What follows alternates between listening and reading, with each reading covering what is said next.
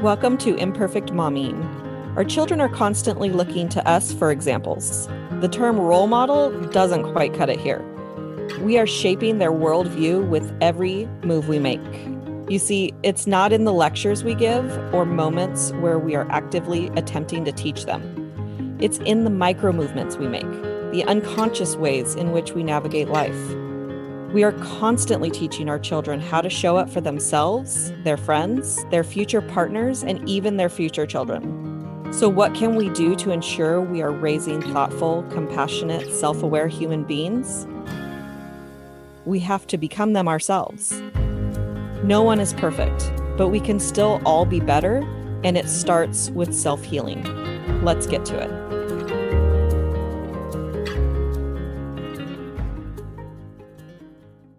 Welcome back to Imperfect Momming, and we have a very special guest today, Ariana Palumbo. Welcome to Imperfect Momming. Thank you. I'm so excited to be here. So tell us a little bit about who you are and what you do. Well, hi, I'm Ariana Palumbo. I am a mother of two, wife to one, and I am a women's life transformation coach. I help overthinking, overscheduled, overworked women to simplify their schedules, pinpoint their purpose in order to rejuvenate their relationships and create a compelling life for themselves. And let's see, I like good hikes, good books, and a good glass of wine.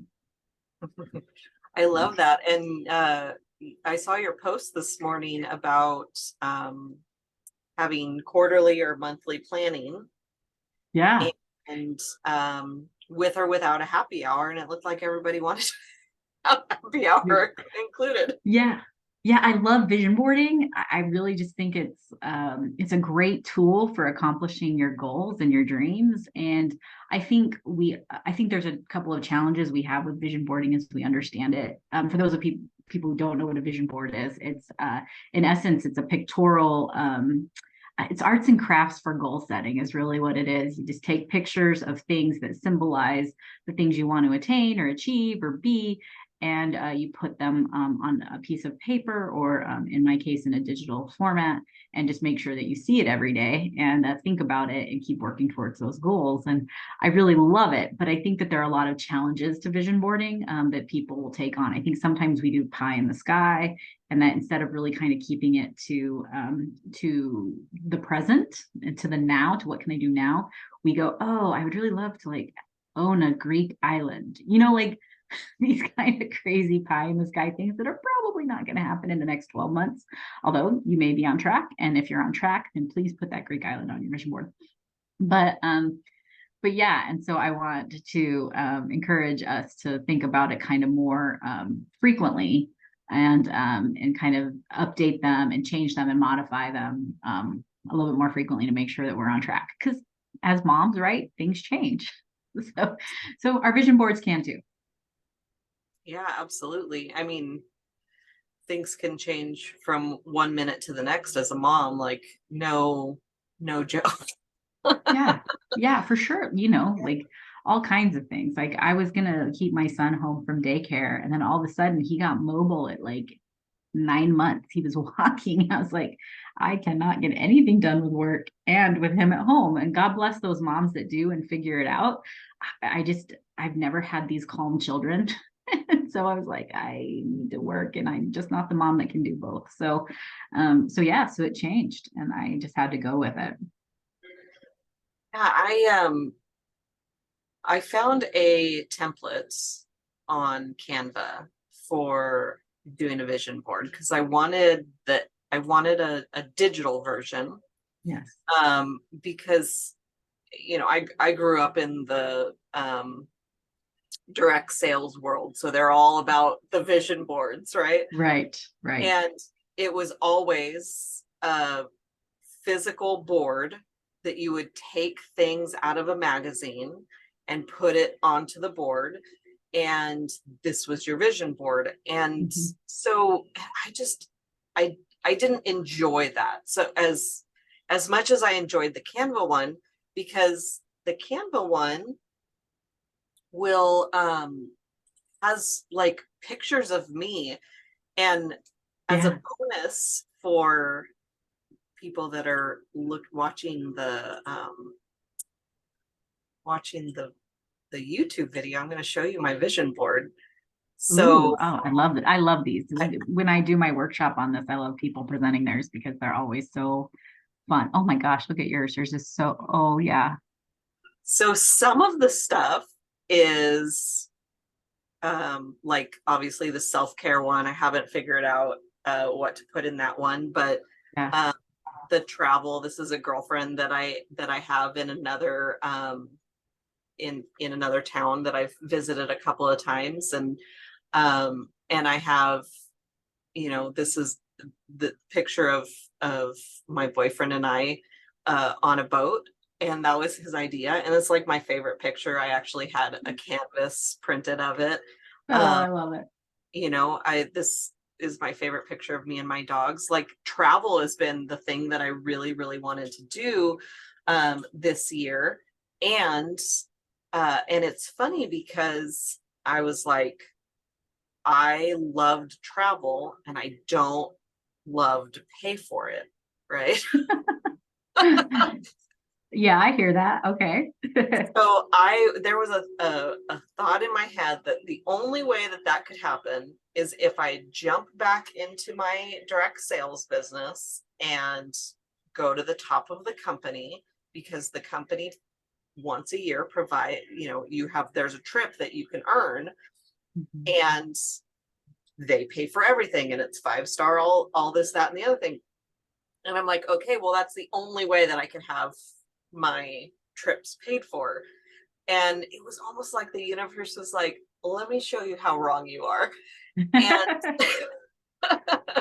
and so I flew to Canada, round trip ticket, $300, like across the country. Not like I'm on the West Coast, she's on my friend's on the East Coast. And the only thing that I paid for, besides the souvenirs, was the plane ticket. Wow. Stayed with my friend. She provided all the food. It's like, and then in a couple of months, or less than 6 weeks, I'm going to Hawaii. And the only thing I'm paying for is the plane ticket. Nice. And I'm like, that's great. Okay, I guess I can no longer say this is the only way that I can travel without having to pay for it. That's amazing. Did you go back to the direct sales?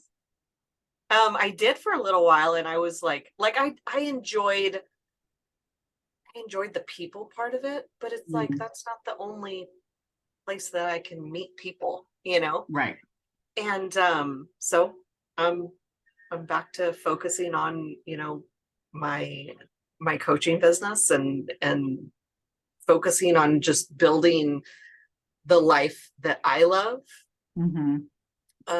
And I really think that vision boarding is a huge part of that. Like, there's that every time I look at it, there's butterflies on it. I didn't put the butterfly on there. Yeah. Right. But it was on there. And then I went to Monterey, and I'm like, oh my gosh, I'm seeing butterflies everywhere.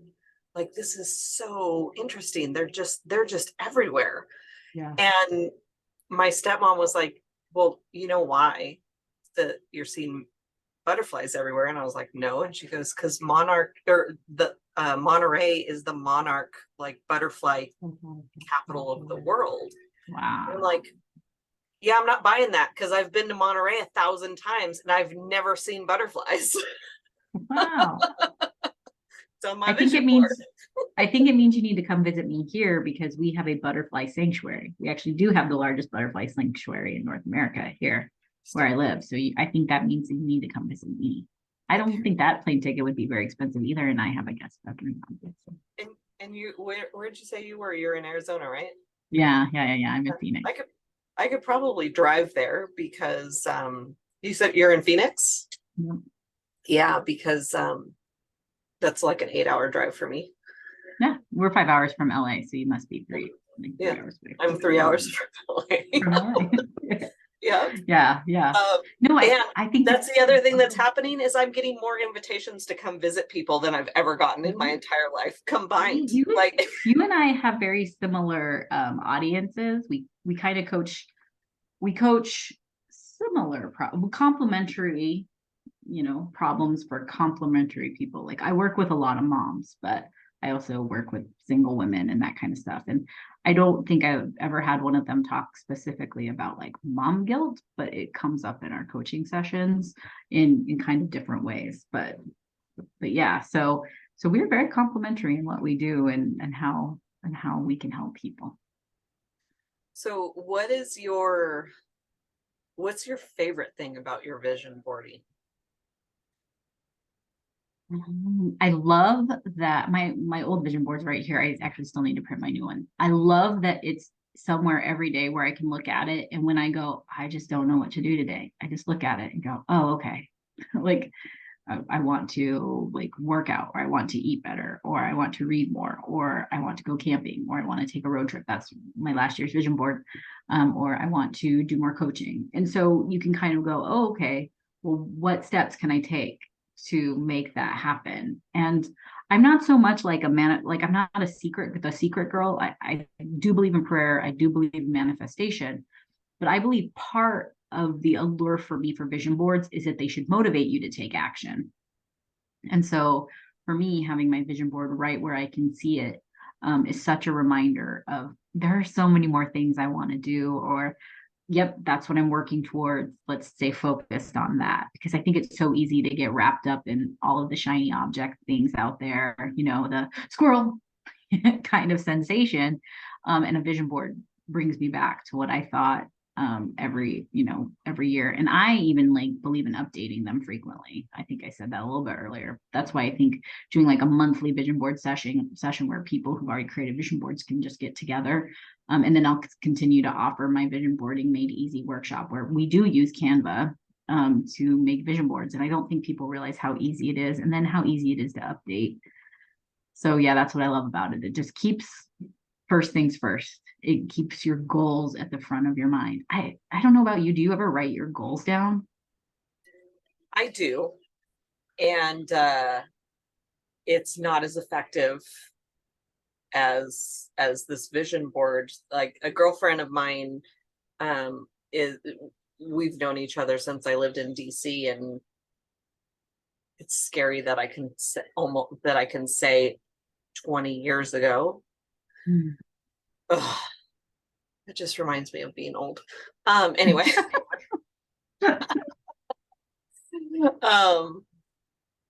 No, it reminds me that I've lived a long time, and some people don't even get to live as long as I've lived, so I'll stop thinking of it as a negative thing. Anyway, she wrote something about, I think she was talking about her vision board, and I want to say I was trying to find it, and I couldn't find her post where she was talking about her vision board, but she said, she has being a writer on there, or finishing her book, or something along those lines. She also put, Venice, and she goes, could you imagine you and I in Venice? And she came to visit me from DC here, and we went to Yosemite. That's the only thing I remember from her trip. When she came. We also went to San Francisco. I have zero recollection that we went to San Francisco. I remember we were chasing down Kevin Federline's high school, and we went to Yosemite. That's what I remember from her trip. And I was like, it would be pointless to go to Venice because apparently I won't remember it. I'm sure you'll remember some of it. Yeah. Yeah. So for me, like I've written goals down before, and I do encourage that in some ways, especially in my coaching practice. But for me, I'm less likely to kind of read a lot of words on my wall than I am just to look at a picture and go, oh yeah. I wanted to eat better this year, or I wanted to get this certification, or I wanted to go on a cruise. And so it reminds me to keep working towards those goals. Like, well, what are cruise prices now looking like? When does my husband's schedule free up? What would we do for childcare? And I think that sometimes I just think it's really hard to just keep going back to reading something over and over and over again and having it compel you. But if you find the right pictures, then those compel you to keep moving. It gives you a very vivid visualization of what you want to do and an imagery of where you want to go. Yeah, there's one of the things that attracted me to the coach that I ended up doing all my training with. He was a coach for the company that I was in, independent of, but for like that was his target. And there was a lot of people that would put earning a free car on their vision board, and that didn't motivate them. It actually ended up shutting them down. But when he would say, well, why do you want to earn the car?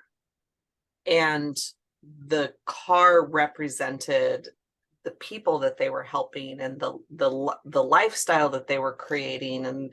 And when they zoomed out, it got more to the heart of what it was that they were wanting. And that putting that on the vision board was way more motivating than the car that they wanted. So for example, if the car represented freedom, well, what else represents freedom to you? Riding my horses all the time. I don't have horses, but that was an example I remember, and that he gave. And it's like, oh yeah, that absolutely, that's the point of the vision board, not earn the car. Right. Definitely. And so, yeah, I love vision boarding. I think the other thing is that once we get a vision for our lives, a lot of us then ask, okay, well, now how do I achieve that? And that's where coaching comes in, because coaching is very forward facing. If you want to go back and work through the trauma of your childhood, please go see a therapist. But if you want to set some goals and achieve them, or if you have a vision for your life and you're not able to achieve it yet, or you want to keep moving forward, then by all means sign up for coaching. And I just learned recently that Tom Brady's life coach, so the 7-time Super Bowl winning quarterback, is writing a book. And this struck me really hard. I don't know if you read my post about it, but I kind of ranted a little bit, because I think it's so easy for men to get a life coach and not bat an eyelash. And I think women like second guess the idea for a number of reasons. One, I don't think they do enough to value that kind of self-care. I don't think that they trust themselves to like pick the right coach or to go in the right direction. And I think they're always putting themselves last. So got to make sure that the kids have their birthday presents, and that, my husband is able to go golfing and all of these things. And they don't really schedule in their own people to help them move forward and achieve the goals that they have. Or maybe they think that that would take them to separately or apart from their current circumstances. And coaching is just meant to, help you kind of figure that stuff out and keep moving forward on it. It doesn't make you like a totally different person that suddenly like disrupts your whole life. It just says, you're here. Let's help you get where you want to go. Yeah. I think coaching is very undervalued as far as the importance of it, especially as women, because we have a lot that is expected of us. And I know before I got into the coaching world, I never thought about what my definition of a good mom is, or a good partner. Yeah. And when you are looking at other people's definition, but those things don't align with you, then you're scrambling to meet this other expectation and falling short because it's somebody else's expectation, but then you're beating yourself up for not living up to that expectation. Yeah. Yeah, I think our women are generally socialized to be people pleasers. God bless those of us that have managed to break that mold. I am not one of them. I'm a recovering people pleaser. But I think the people pleaser often silences the rebel and the adventurer and the brave one, that kind of thing. And so I think coaching is one of the ways to kind of unleash that inner rebel that has these dreams and these goals and these desires and wants to break out of the mold and say, you know what, I don't fit that, you know, I don't fit that mold. I don't fit that mold. I'm not happy in this job, or I am not happy in this marriage, or I just received a diagnosis, or, any number of things. And it says, you do you, boo, like, let's figure out what that looks like and help you move towards it. And it just gives people confidence that the new normal is your normal. Mhm. Yeah, the I was actually watching Anne of Green Gables, or the Netflix version, Anne with an E, and the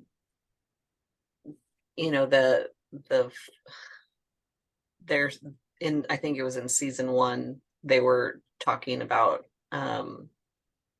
feminism, essentially the Mm-hmm. new concept of feminism.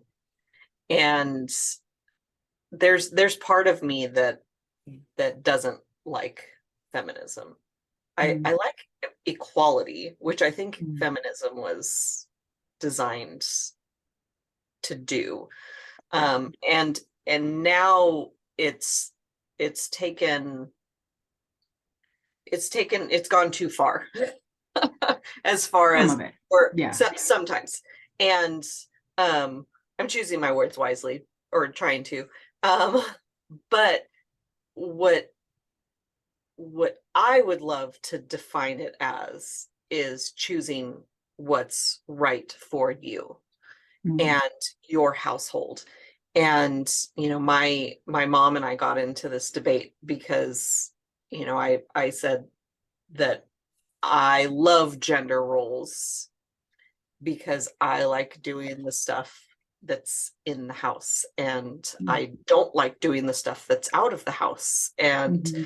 so in our household, that's the division of labor. Is I Mm-hmm. do the inside of the house stuff, and my boyfriend does the outside of the house stuff. And my mom's like, I hate doing the inside of the house stuff.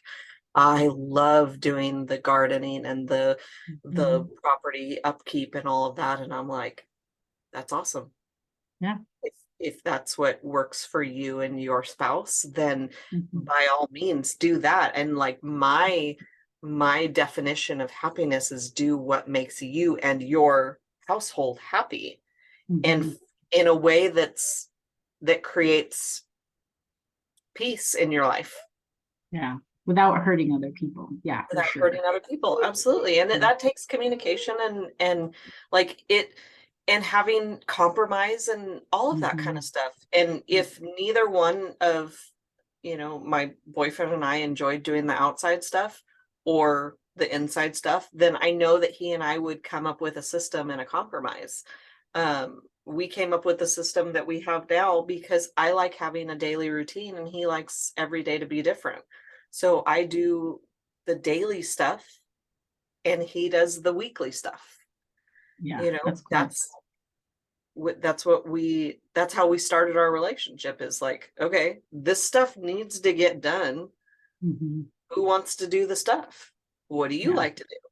What do Yeah. you hate to do? I don't Yeah. like cleaning toilets. Yeah, I mean, I think that is feminism still. Obviously there's a lot of different sects of feminism out there, just like there are different religions and different sects of different religions. But I definitely think that the initial premise was really to like break women out of the box of having to live just one role of being a mother and a wife. And then from there, it was I think from there, kind of new wave feminism is about not having them be the mother and the wife and the right. It was like what feminism did is it didn't create like a distinction necessarily. It just created an and. And so I think the new wave of feminists is just like you're saying, where it's like it's about like breaking the second shift of just being, okay, I go to work now, which I love and is fulfilling, but now I come back home and I watch my husband sit, on the couch while I take care of the children and I cook and I do all those things. And I think luckily we're seeing a generation of men that are raised with the understanding that their moms did a crap ton of work for them. At least I know for my husband and my situation, that's really true.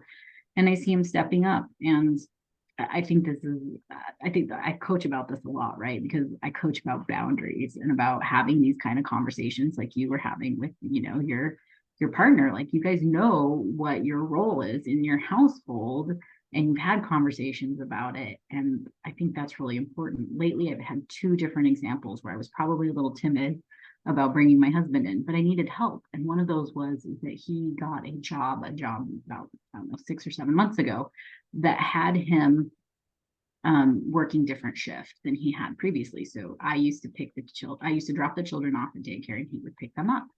And then the schedule shifted and he couldn't pick them up anymore. So I was dropping them off and I'm picking them up. And I thought, wait a second, like, why am I doing both of these things? And so we just had a conversation about it. And I said, hey, seeing as your schedule moved back, why don't you drop the kids off and I'll pick the kids up? And he was, yeah, I'm happy to do that, and I'm so glad I did, because I got back time to work out. I got back time to check emails in my work, so I work a little bit earlier and end a little bit earlier. And and we still don't have our children in daycare for hours and hours and hours, which was really important to us. If they're going to be in daycare, we want them in daycare for us, the minimal amount of time that we need to have them in there in order to get our jobs done. And then the second thing happened recently where I found mealtime really stressful. So my husband doesn't know how to cook at all. And so that falls to me. And for the most part, I enjoy cooking, like you, like I enjoy that role. I don't mind it. I love coming up with nutritious meals. I love learning, different techniques. I'd like to watch the Food Network, like I'm into those things. And so it doesn't overly bother me, but I found myself getting really, really frantic, right? So I'm trying to put a meal together and then I'm trying to get the children corralled, and then I'm trying to get the table set and I'm trying to do all these things. And inevitably I would get everyone, I have a 15-month-old, he's in his high chair.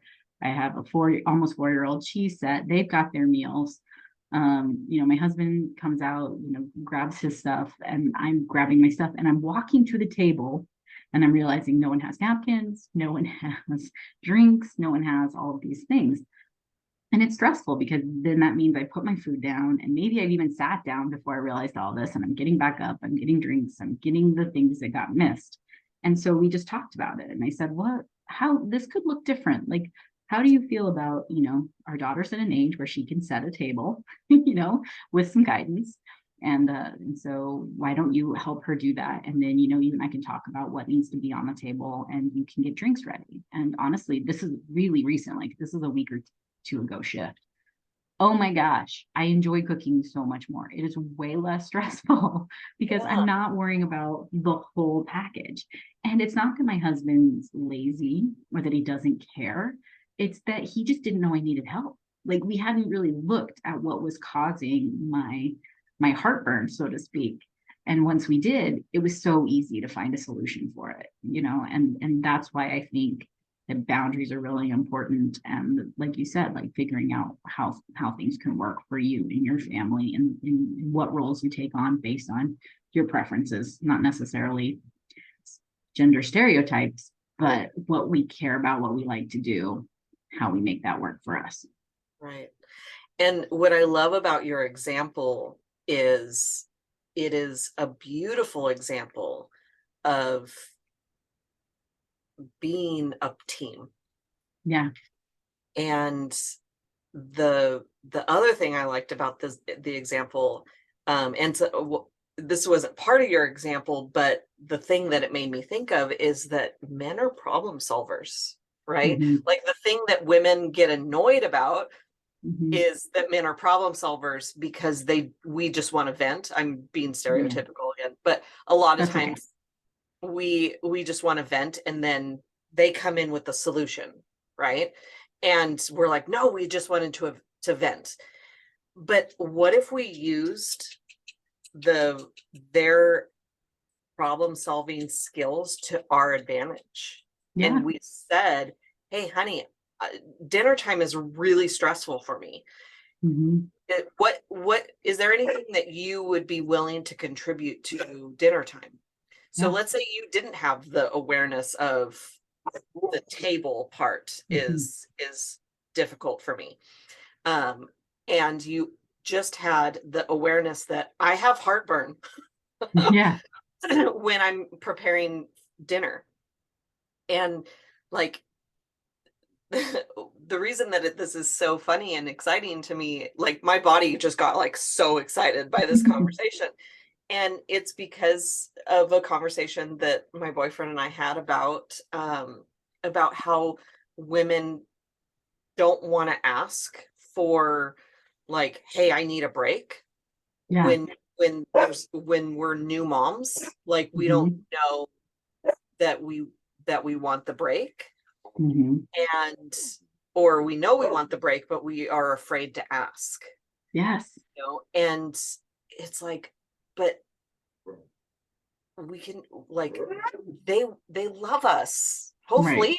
Right. Yeah. Yeah, they married us for a reason, or they're partnered with us, living with us, you know, dating us for a reason. Yeah, I agree. I think that I don't necessarily think the problem's all the man. Like, yeah, sometimes I just wish he was a little bit more insightful and that he would have picked it up himself and figured it out for himself. But that's, you know, that's not always the way it works in our family.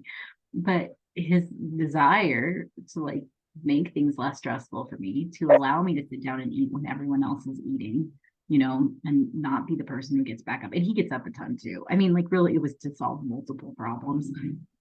Like I think that I was nervous about talking to him about it, but it was so funny because it just seemed like such a natural and obvious solution. And it doesn't take him long to do it. You know, he's usually getting off of work and, you know, so it, you know, and it teaches our daughter discipline, you know, and responsibility. And it's really easy for her to put out the placemats and grab whatever silverware we need for the thing and set it out. And, you know, well, I think that sometimes I don't like to ask for help. And it would make my life easier because ultimately my husband wants the help. He just doesn't always know. He doesn't want to tread on my space. He doesn't want to take over. You know, he wants to be a part of it. And so it was a matter of us kind of figuring out what that looks like. And it's funny, you know, he said, now I have the awareness, but the reality is we've been doing this for years where like, I think he just even gets to a place where he's like, I just want to eat out. Like, I just want to eat out today. It's just so stressful for both of us. So yeah, definitely. It's one of those things where we need to have our boundaries. We need to communicate our needs. We need to address those areas where we have heartburn and figure out what kind of solutions we can come up with. And we need to work on it as a team. And I think that those areas are things that are just really helpful. Yeah, no, I love this. I love that example. And the communication's one of my favorite topics. And it's everything that you just said, describing how your husband is and how you are. Like, I don't want to ask for help. And he, you know, I wish he was more intuitive, and he's not. Yeah. And, you know, a lot of us will sit inside, I wish he was more intuitive, and then use that as a reason to continually hurt our own feelings. Yeah. Because you could have just stewed inside your heartburn. Yeah. And it could show up in your relationship in other ways where you're irritated with him because he's not reading your mind. And I have not met a man yet that is really good at reading my mind. Yeah, I haven't met a person yet that's really good at reading my mind, let alone my husband or my children who know me the best. My mom, you know, she can't even read my mind. All right. I love to pick on men sometimes. But like, I mean, my boyfriend's actually really, really good at reading my mind. But you know,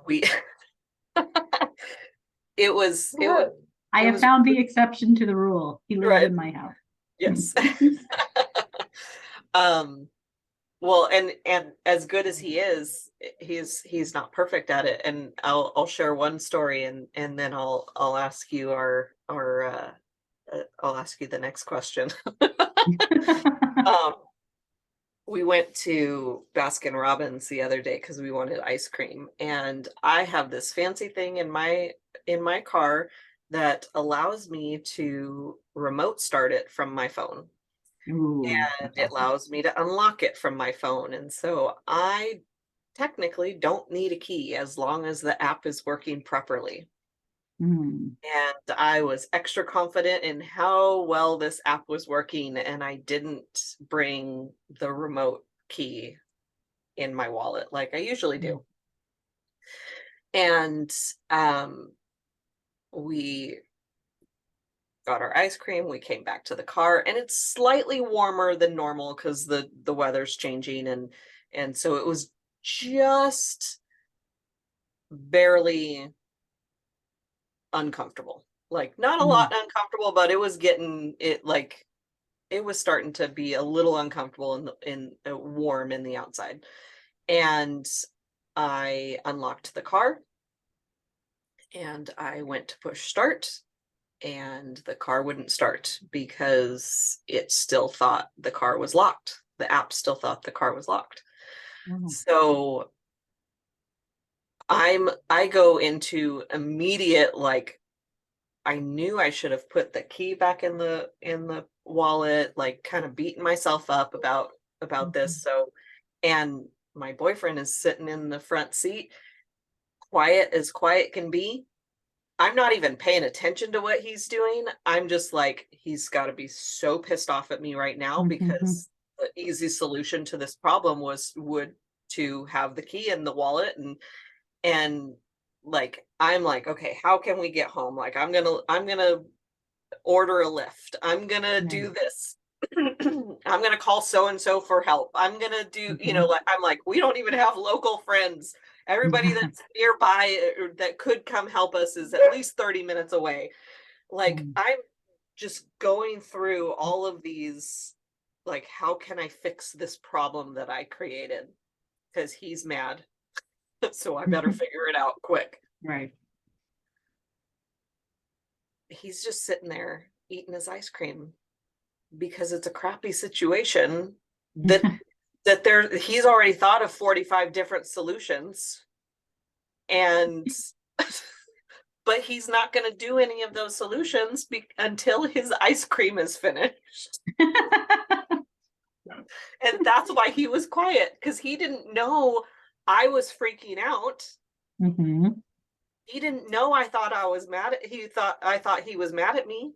He didn't know, like, I'm up for the last 8 years, I haven't been the decision maker in the household. I've, like, allowed him to fix all of the problems.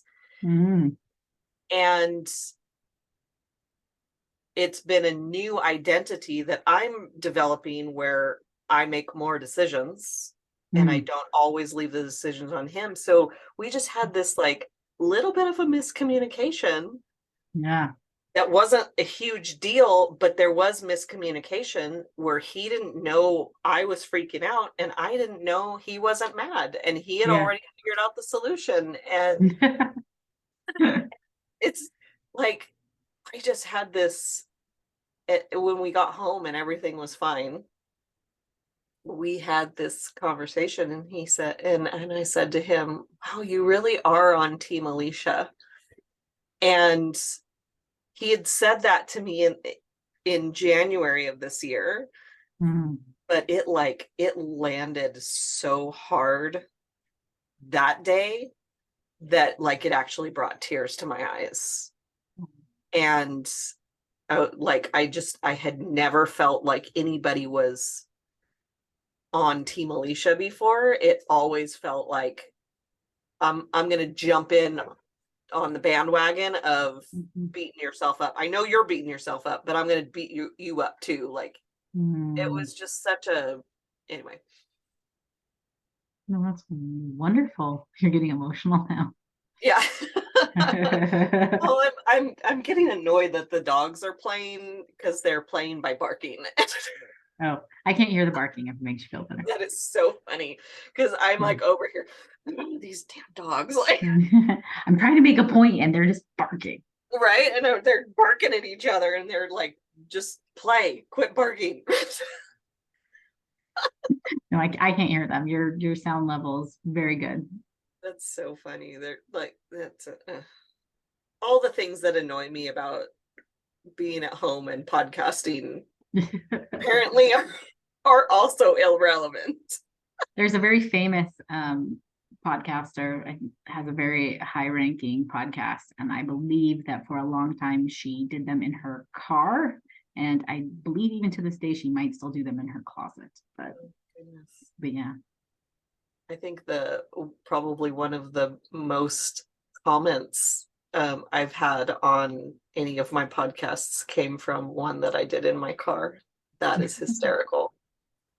I watched one where you were in your car. That's the one. Oh, because it was I've good. only done one in my car. Yeah. Well, I mean, the content was really good too. So. Okay. Cool. Yeah. I mean, I think the content's always good, but whatever. Yeah. I'm just kidding. I didn't watch an extensive amount. I'm saying that I think it wasn't that you were in the car that people liked it. I think it's because the content was good. And I totally gave myself a compliment and then immediately took it away and said, just kidding. I have really good content. I love the content of my podcast, so I'm not going to take that away or apologize for it. So no, I think it's really good. What I've checked out so far has been fire. So I'm in. I appreciate it. So is there a piece of advice that you want to give to moms? Yeah, I mean, one of the things that I coach on is, and I didn't know the word for it or the name for it until a friend was like, oh, hey, it sounds like what you coach on is called essentialism. And I was like, what's essentialism? And in essence, essentialism is just really the art or the discipline of simplifying your life so that you can do more to move the needles, whether that's at your home or at work or whatever that looks like for you. And I'm fascinated by this concept because I think in this society, especially in North America, we have this tendency, and maybe I shouldn't bring Canada into this, but in the US, we have the tendency to overwork and overthink ourselves and schedule ourselves to death. And the reality is a lot of the things that we do doesn't move the needle. So my tip for people is to really take a look at your life, take a look at the thing you're doing, take a look at your schedule and ask yourself, is this moving the needle in my life? Whatever your goals are, be happier, make more money, raise children who are culturally aware, who have experiences traveling, whatever that is, whatever your goal is. You need to take a look at everything in your life and ask, are these things moving us in that direction? Are these things moving me in that direction? Because if you're anything like me, and I know a lot of you are because I have clients that I help do this all the time, you're going to reveal to yourself some things that are probably not moving the needle that you can drop in order to create space for you to do more of the things that you're passionate about, to create time and space for self-care, to create more time to be present with your family, and to take on the things that you love to do. And I think that we aren't as conscious as we should be about the things we add to our schedule. And this is true at work too. I think sometimes we do more than we need to be successful at our jobs. And I think I will even go as far to say that I think that sometimes we take on so much that we are less successful at our job because we are not focused on the one or two things that are going to make the most impact on my job, on helping my team be successful, on helping me to get raises or promotions. And therefore, we're a mile wide and an inch deep on our success. We're not able to do the things we need to do to be the most successful. So my tip is to definitely look at your schedule. What can you drop? What isn't moving the needle? And then don't fill it up with something else that isn't moving the needle. Find the things that do, the things that light you up, the things that make you happy, the things that give you more time with your family, the things that give you more time for self-care. And schedule those things in instead. And at work, look at all of the meetings you attend, all of the emails you answer. What does everything look like? How many of those things actually need you? And start to build boundaries around those things. You do not need your email all the time. You don't need to have it open all the time. You don't need to answer an email as soon as you get in.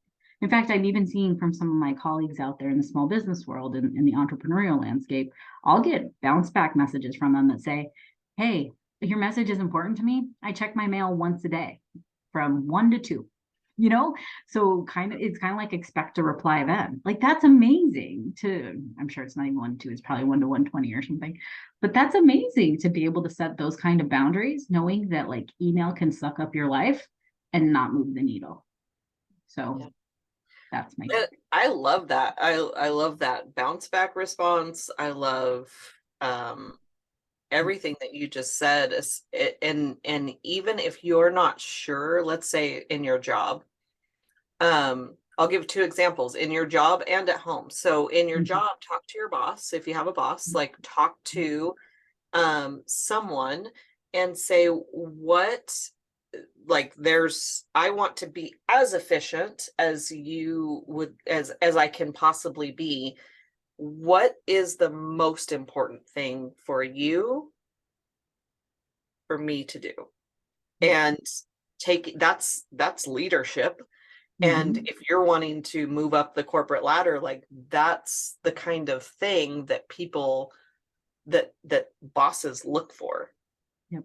Like, how can I serve the company the best? Or like, where do you want me the most? Where do you want me to focus my attention? And you'll get, I mean, that'll get you a long way in your boss's eyes, I think. I think that's also really essential if you have a boss that piles on. Like, oh, I need this thing by 1. Awesome, thanks. Before you go, I am really happy to work on that project, but I have 4 other things that we're taking precedent today. Let me tell you what they are, and you can prioritize them for me. I used to tell, that's called managing up. I used to tell my colleague direct reports, like, sometimes I'm going to walk into your office and I'm going to be like, I need you to do something right now. And what I need you to do is to stop me and say, hey, I'm working on these other things. Can you just prioritize them for me? And I would. They'd be like, hey, I've got 5 things. Which one do you want me to work on first? I'd be like, tell me what they are. I'd be like, I got to do this. I got to do that. I got to do this. I got to do that. I got to do this. And be like, oh, okay. Well, the 3rd thing we don't need for another couple of months. So don't worry about it. You know what I mean? And it made me be a better boss because it made me actually tell them what they needed to do in the moment and what would move the needle for us the fastest. And sometimes we just don't realize. Sometimes, as bosses, we just don't realize we're piling on. And I encourage that for other people who are in positions of leadership and authority to tell your employees, please, if I give you too much, let me know. Like, I can tell you what to take off your plate. I could probably hand something to someone else, or, there's a way to do it gently and kind that good leaders will actually respect. Yeah. And in the mom world, we think we know what makes us a good mom or spouse, but sometimes the thing that we think, like, I'm just going to give a silly example, that the laundry is always clean and the counters are always clear. Like, if I think that's what makes me a good mom, but my kid is desperate for me to play with them, like, there's that, if we're filling up our time with the laundry and the dishes, then, and our kid isn't getting our play attention, then there can be a shift. But if I say to my son, what would you like me to do? Or what do you love about me being your mom? And then do more of that. Yeah. And the dishes and the laundry still need to get done. So if they're of a helping age, recruit them into helping. Yeah. It doesn't have to be all on your plate, like what you did with dinner. Yeah. Your 4-year-old is plenty old enough to set the table. Yep. Yeah. We just need to get the stuff down for her. And she loves it. She loves being helpful. My 15-month-old decided he was going to clean my toilet the other day. I wasn't in the room. I let him get away. I heard the toilet lid slam, which at a time like a month ago meant something was in there. It means that less so now. But I walked in there and there was water everywhere. The toilet bowl brush was out. The toilet paper was down. It was a little wet. And I was like, I could have been really upset and frantic about it. But what I realized is if he was trying to do something he saw me do before. And so I thanked him for his help. I tidied it all up really quick. I used the extra unwrapped toilet paper. Like I said, it was a little wet, but not all of it. And I wiped everything down and I put the brush back and he said, wow, thank you so much. What a great helper you are, right? Because I want to encourage that stuff. I want him to be encouraged. And I know he wasn't doing it maliciously. He'd seen me do it and he was just repeating what I do. Yeah. I like with my clients, and actually I have a freebie that includes this in there, but I like to have a to-do, a to don't, and a to delegate list, right? Like, what do I need to do? Those should be the needle movers that only I can do, are precisely my job description, or are the stuff that like help my family and the children the most. I have a to don't list like you. Like, I am not someone who feels like things need to be like perfectly clean. Luckily, that's probably something I delegate because my husband does feel like things need to be perfectly clean, but I just don't. And I've just explained to him, like, look, this is what I'm going to do. Cook, make sure my children have nutritious meals, keep things organized so that we know if they're using something or we can get rid of it, and play with my children and be present with them. I'm not going to worry overly so much so about whether or not the baseboards have dust on them. Like, I'm not your girl. So, and so we've delegated that to having a house cleaner come in once a month, or whatever that looks like. And to delegate also means my daughter now sets the table, right? She's of an age where she can be helpful. I can delegate that to her. I didn't need to do drop-offs and pickups. Delegation to someone else. I don't think we as women really consider all of the things we could take off our plate and hand to someone else around the house. And I know that I'm making this overly simplified because I have friends, I can hear them right now who'd be like, my 14-year-old wouldn't do that anyway. And so if they want to jump on a call with me, I have plenty of tips for getting your 14-year-old to help around the house. And I think some of it boils down to just communicating with them that you need help. And so yeah, but yeah, to do, to don't, and to delegate. I love that. And then they can find that on your website? No, it's on a landing page somewhere. Can we put it in the show notes? I'll give you the email for the show notes. Yeah, for sure. And then is there a book that's been instrumental in your personal development journey? Yeah. So like I told you, I do this, my coaching really centers around like pinpointing like who you are, your passions, what are your values? Are you living your values? Are you committing to them? Are you setting boundaries? Are you living your priorities? I had a client recently who got done and she goes, I just realized that my priorities were from 5 years ago. And I was living priorities based on 5 years ago. And that's why I was so discontent. And once I figured out what my priorities are today, I unleashed all of the things that were my priorities from 5 years ago. And I'm much happier. I'm much more focused. I'm much more moving in the direction that I want to move. And so those are the things I coach on. And I kind of told this, but let me tell the story a little bit more depth. And I was on a phone call with a childhood friend and she was like, I see a lot of your content lately. And I really love that you're doing all this stuff on essentialism. And I was like, yeah, what's essentialism? She goes, oh, there's a book by Greg McCallan called Essentialism. And so I've started to read it. In fact, I'm talking about it in my Facebook group too. This past month, or if this is further out, people can go back into the guide section and find my live coaching sessions on essentialism. But in essence, it talks about simplifying your life, paring it back, dropping the things you don't need. And so I strongly recommend reading the book Essentialism by Greg McCallan. Now, I have a different technique for doing some of these things. And I think that, I like to kind of unpack and do some foundational stuff first.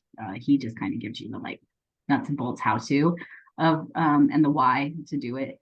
But I also like to talk about the foundational stuff, like who are you as a person? Because once you can figure that out, it's easier to figure out how to drop everything off of your list. So that's a book I highly recommend and that I'm reading right now that's being really instrumental to my self-development. Awesome. And then where can our listeners find you? So the two best places to find me and to get all this content is on my Facebook group, www.facebook.com/group/Women Living Without Limits, or just go into the search and go Women Living Without Limits. I have the Facebook group in there. And then I do have a website, purposefullyconnected.com, and you can go in and learn more about me and more about what I do, and you can contact me through that sheet as well. Awesome. Well, I really enjoyed our conversation today. I love vision boards. I didn't know essentialism was a word. Like, I think I knew it was a word, but I didn't know the concept per se, but I back it wholeheartly, and we navigated the feminism conversation pretty well. Yes, I thought so. So thank you again for a lovely conversation, because that's why I like my podcast so much, is talking with amazing people. Well, and I think that's why your podcast is so great, is because you're an amazing person sharing amazing things to amazing people who need to hear it. Thank you so much. And there will be another episode of Imperfect Momming for y'all next week. And until we meet again, keep healing. Bye, guys. Thank you for tuning in to Imperfect Momming. It's time for us to step up and realize that our power is not in trying to shape our children. Our power lies in shaping ourselves into the people we want our children to model themselves after. Don't just do it for your kids. Do it for yourself. When you become a more self-aware, compassionate, and confident person, you and everyone around you benefit. For more information about me and my work, visit AlysiaLyons.com. That's AlysiaLyons.com. See you next time.